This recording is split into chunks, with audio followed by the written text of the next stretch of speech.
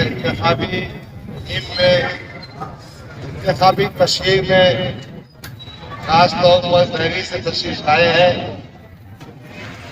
हमारे मुन्ना भाई, दानिश भाई, अहमद अली खान साहब, हमारे दूसरे साथी आसिफ भाई, हमारे राजा भाई और नौजवान साथियों, बुजुर्गों, बसे पर्दा बैठकर मेरी आवाज सुनने वाली मेरी माओ बहनों, ये मासूम बच्चों, अस्सलाम वालेकुम। ये इंतखाबी जलसा नहीं बल्कि एक छोटी कॉर्नर मीटिंग है जिसमें आप शरीक हुए हैं। मैं आपको ये बताने के लिए खड़ा हूं कि सियासत किस लिए की जाए, एमएलए क्यों चुनकर दिया जाए, एमपी क्यों चुनकर दिया जाए। एक साहब एमपी हुआ करते थे, अब एमपी का इंतखाब हारने के बाद एक सीढ़ी नीचे उतरकर असेंबली का इंतखाब लड़ने जा रहे हैं। मुझे पूरी उम्मीद है कि वो इंतखाब भी हारेंगे, फिर इसके बाद कारपोरेशन के इंतखाब में खड़े हो जाए। राजा भाई और तमाम दोस्तों भाइयों से मैं कहना चाहता हूँ, जो सियासत की कुर्सी से चिपक कर रहना चाहता है, उसका मकसद अवाम की बहबूद और फलाह नहीं है, उसका मकसद सिर्फ पैसे कमाना है। बहरहाल मैं उस पाखंडी की बात नहीं करना चाहता, मैं उस दलाल की बात नहीं करना चाहता, मैं उस एजेंट की बात नहीं करना चाहता जो आपका हमारा सौदा करेगा। वो विधान परिषद के चुनाव हो या असेंबली के इंतखाबात हो, सौदेबाजी का मास्टर है। अभी आपने एक ऑडियो क्लिप सुना होगा, वो दिनेश परदेशी वैजापुर का महाविकास अघाड़ी का उम्मीदवार कह रहा है कि मैंने 5 करोड़ रुपए इम्तियाज जलील को दिए। परभनी में क्या हुआ, दूसरे मुकामात पर क्या हुआ, और ये फुकटिया हमको बोल रहा इनके पास पैसे कहाँ से आते। अरे नंगे तेरे जेब सीए वाले हैं, तू 5 साल एमएलए 5 साल एमपी था और तूने कभी जेब में हाथ नहीं डाला, तूने कभी किसी की मदद नहीं की।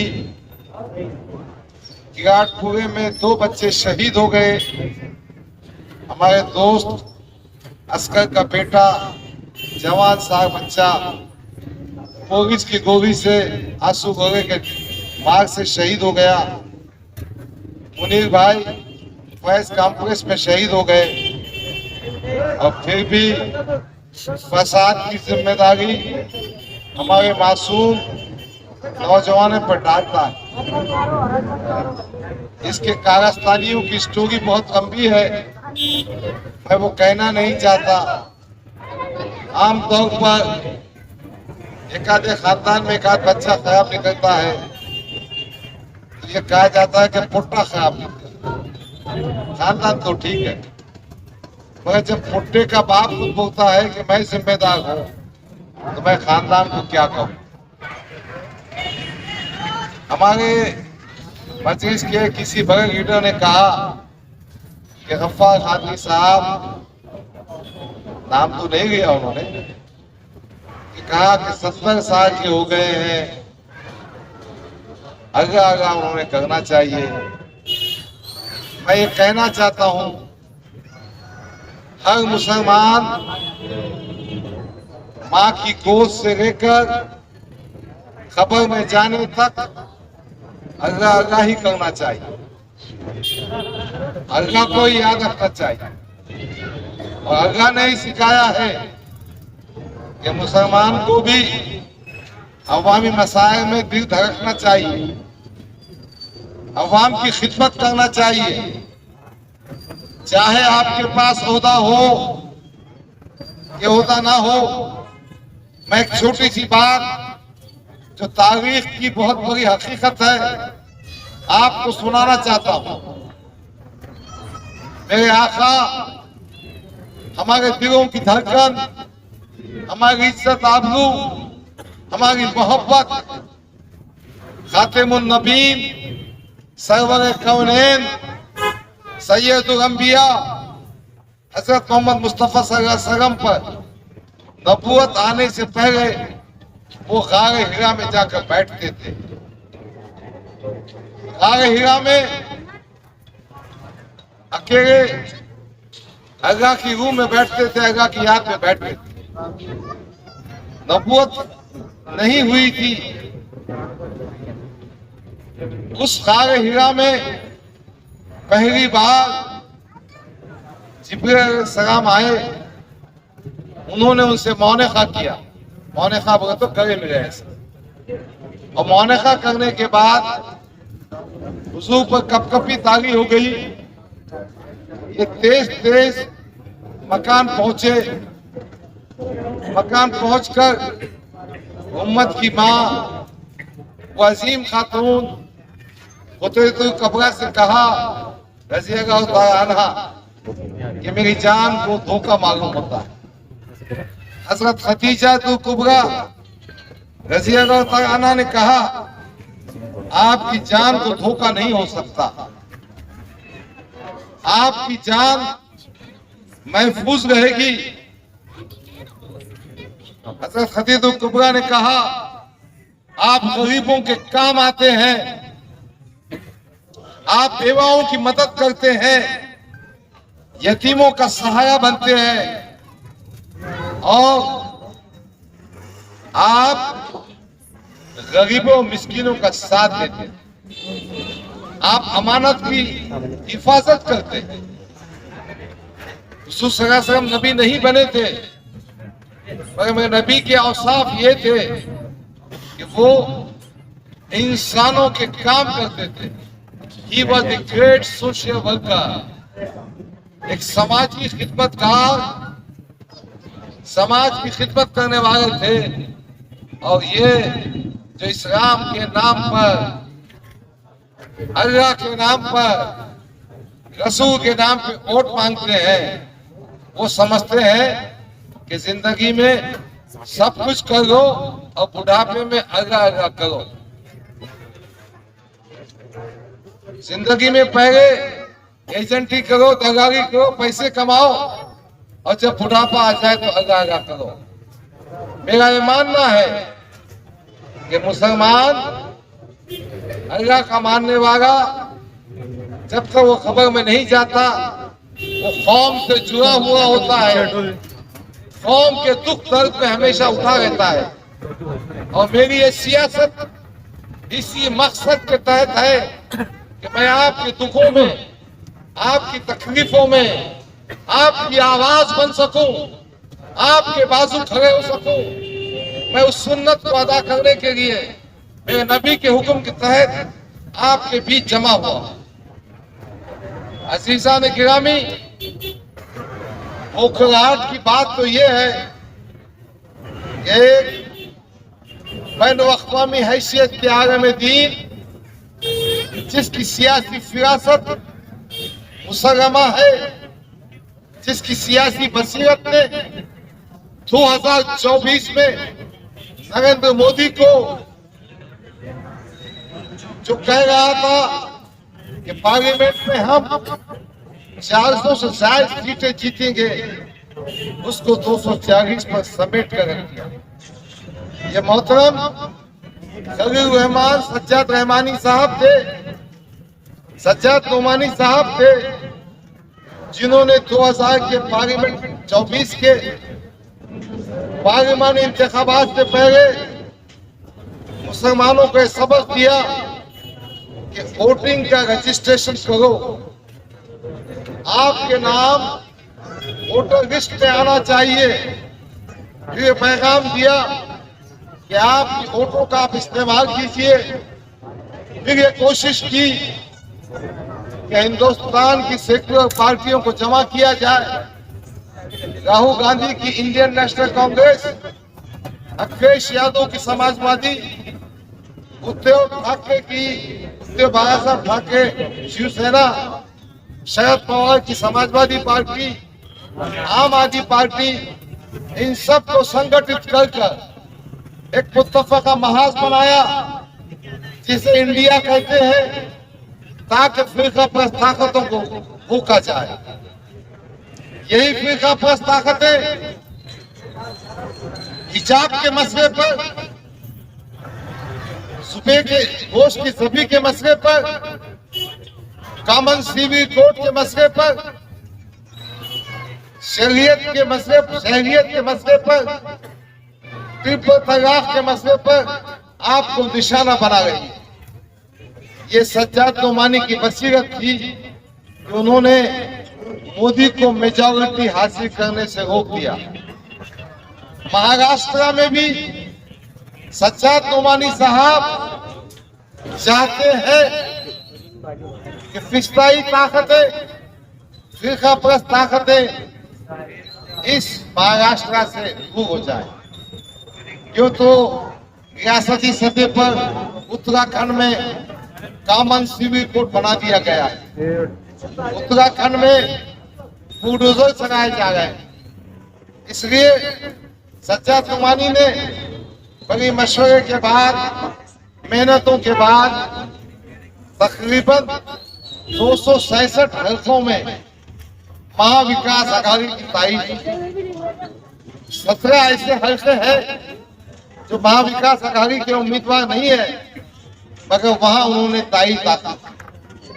उसमें से यह औरंगाबाद मशरकी असेंबली का हल्का भी आता है। उन्होंने तारीफ क्या डिक्लेयर की, इनके तन बदन में आग लग गई, ये अपनी औकात के बाहर आ गए, ये अपनी हैसियत के बाहर आ गए।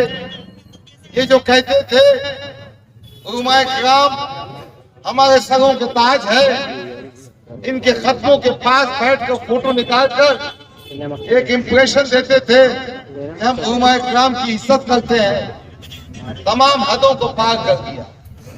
मैं आपसे यह कहना चाहता हूं, आप सोशल मीडिया में, इंस्टाग्राम पे जाइए, फेसबुक पे जाइए, व्हाट्सएप पे जाइए और उन तमाम शख्सियतों को कंडेम कीजिए जो इस अजीम आलम दीन सज्जाद नोमानी पर रकीक, गंदी, हत्ती, बेहुदा तहकीकें कर रहे। मेरे नौजवान दोस्तों, साथियों, इन तमाम तनकीद करने वालों को आपको इंस्टाग्राम पर, फेसबुक पर और व्हाट्सएप पे कंडेम करना, ये गुजारिश करने आए। करेंगे ना भाई?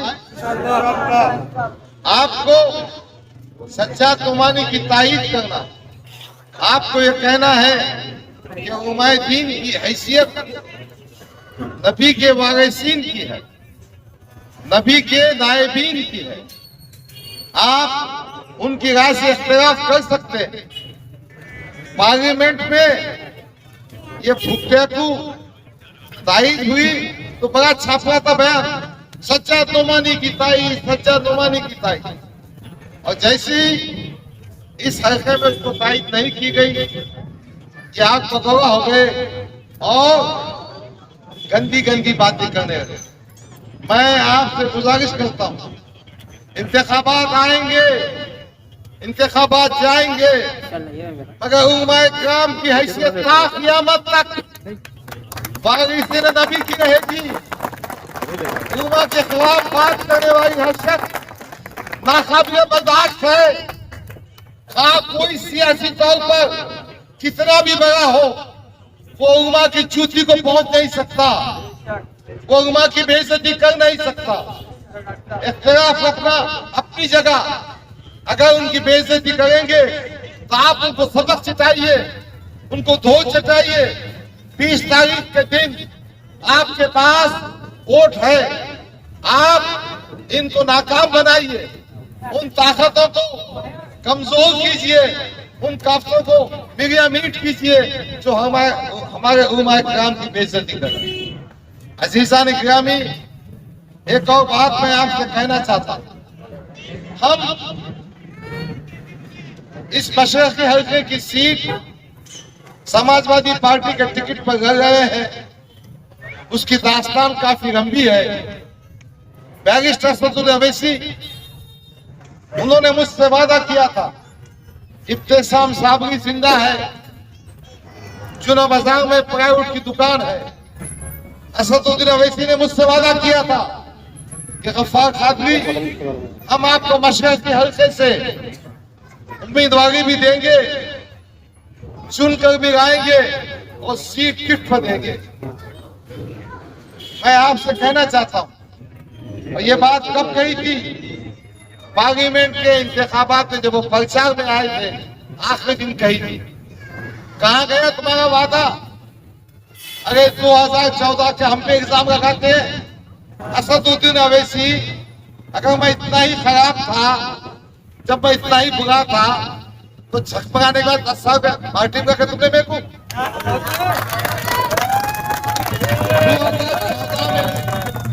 जब आपको मालूम था कि गफ्फार कादरी खराब आदमी है,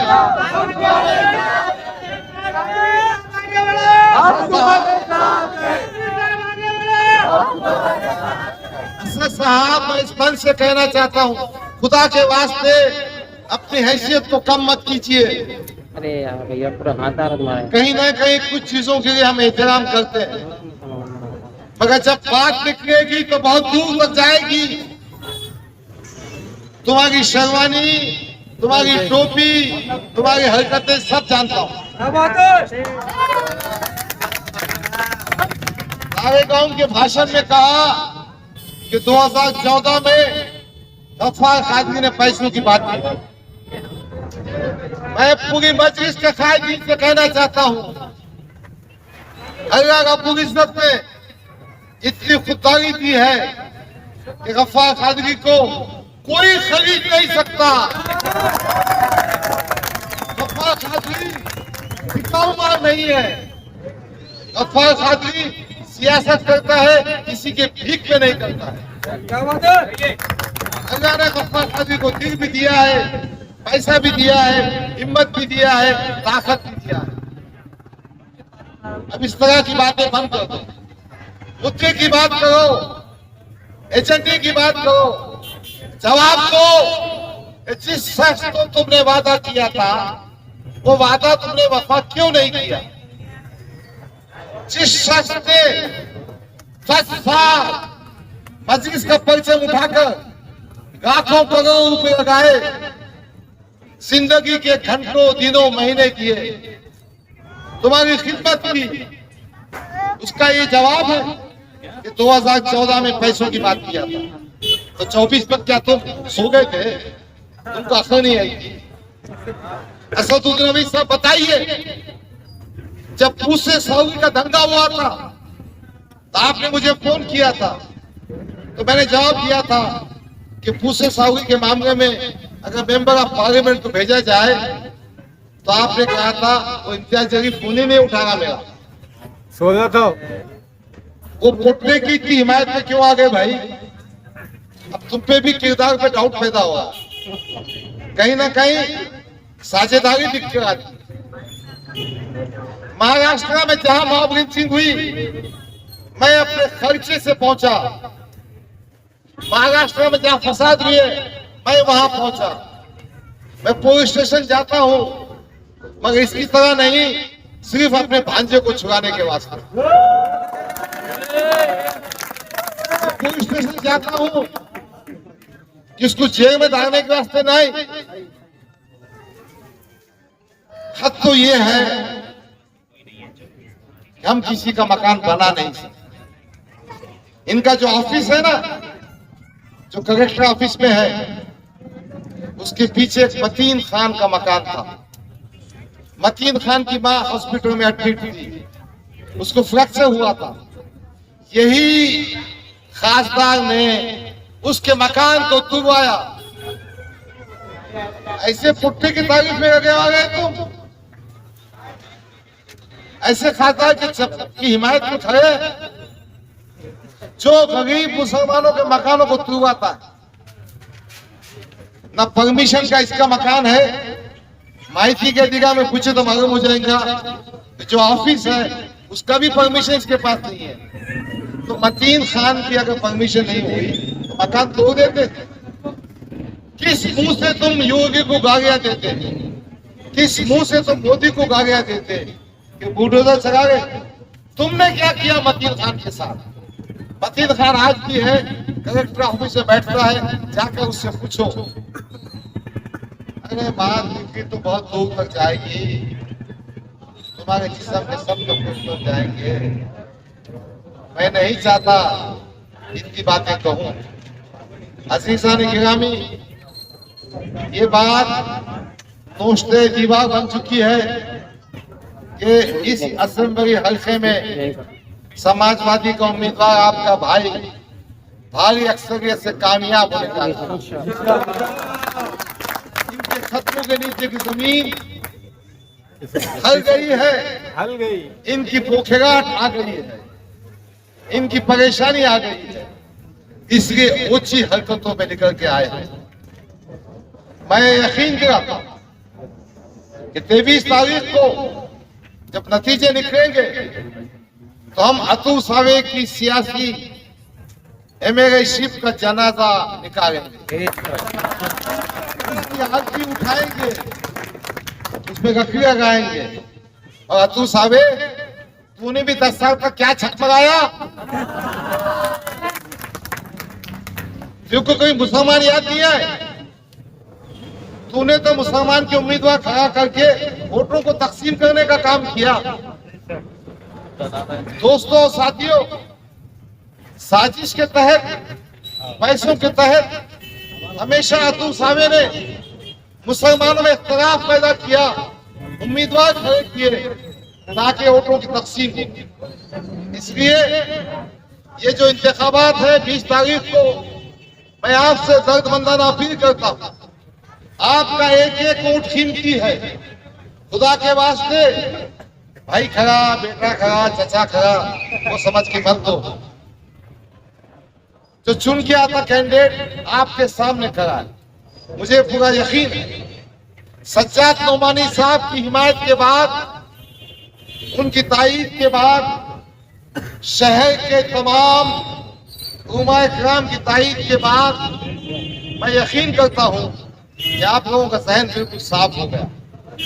और मैं आपको बताना चाहता हूं, इंशाअल्लाह अपनी जंग में हमारे जो मराठा भाई है वो अपना साथ देंगे। वो बोलते हैं ना, शक्कर में दूध में शक्कर, यानी हमारी कामयाबी में मराठा समाज भी पूरी ताकत से खड़ा हुआ। मैं सुबह बहुत सारे मराठे लीडरों के पास जाकर आया, आज शाम में भी मेरी मीटिंग है। मैं आपकी गलियों में कम इसलिए आ सकता, रैली में कम आ सकता, मुझे उनसे नेगोशिएशन करना। मैं मनोज जरंगे पाटिल के पास 2 वक्त गया, 1-1 घंटा गुफ्तगू की। उसने मेरी बातों को पसंद किया। समाजवादी पार्टी ने मनोज जरंगे की तमाम मांगों को मानते हुए हमेशा के पार्टी में देने का तय किया। तो यकीनन मराठा समाज पूरी ताकत के साथ हमारा साथ देगा।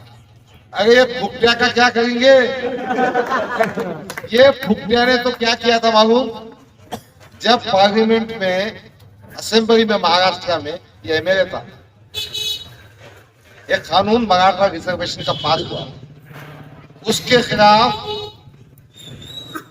बॉम्बे हाई कोर्ट में याचिका दाखिल की थी और अपने भाषण में कहा था, ये समाज का जब जुलूस निकलता है जिसमें ऑडी होती है, BMW कार होती है, फॉर्च्यूनर होती है, लैंड क्रूजर होती है, इनको क्यों रिजर्वेशन दिया जाए? पलटियां मारने में बहुत स्पेशलिस्ट है। अब देखा मरेठों के उठोना अपने को, तो बराबर उनके जाके जूते उठाने लगा। जब तक आदेश के घंटे बजा रहा था मुसलमान याद नहीं आ रहे थे इसको। अब मुसलमान बहुत याद आ गए। गांव फसाद हुआ, दंगा हुआ, वहां नहीं गया। बहरहाल उसका कोई विषय नहीं है।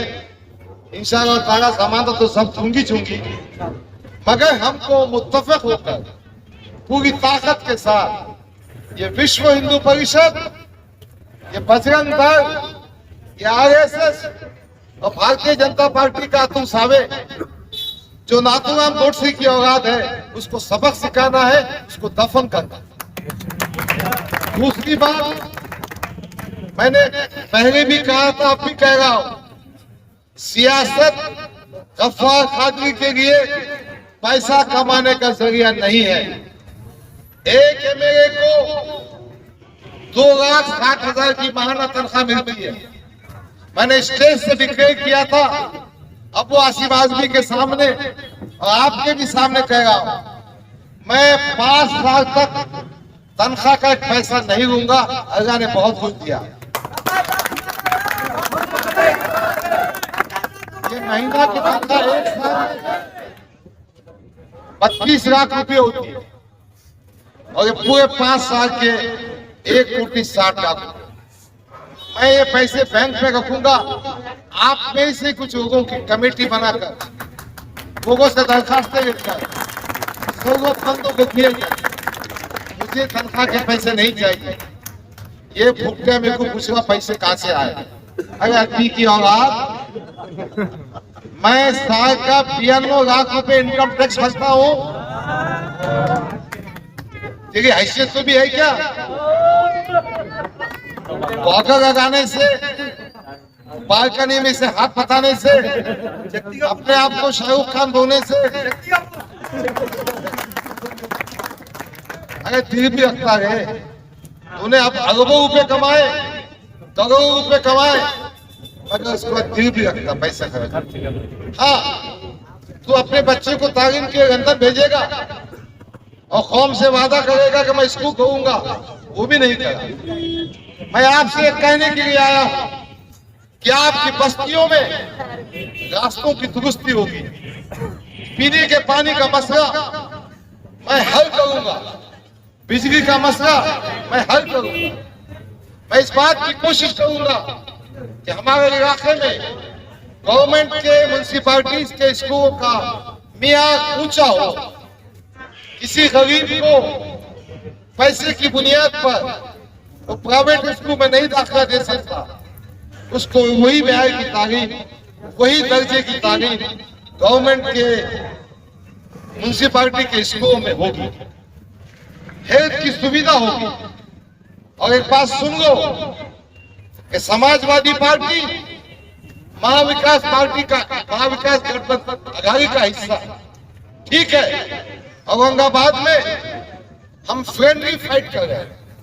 कांग्रेस का कैंडिडेट मैनेज किया हुआ है, अतुल सावे की हिमायत का है। अतुल सावे ज्यादा पैसे दिया, अतुल सावे ने एडजस्ट किया। मगर जब हुकूमत बनेगी तो हमारी पार्टी हुकूमत बनने के लिए अपनी कंडीशंस रखेगी कि मुसलमानों को रिजर्वेशन का मामला हो, नौजवानों की नौकरी का मामला हो, बच्चों की तालीम का मामला हो, औकाफी जायदाद का मामला हो, शरीयत की बात हो। इन तमाम मसाइल पर हम हुकूमत से कंडीशन रखकर सपोर्ट देंगे। मुझे पूरी तवक्को है कि महाराष्ट्र में महाविकास आघाड़ी की हुकूमत बनेगी। और दोस्तों, ये भी कहना चाहता हूं, इसके बाद कॉर्पोरेशन चुनाव आ रहे हैं। जो फरफरा रहे ना, जो फरफरा रहे हैं, उनको भी फरफराहट बता देंगे।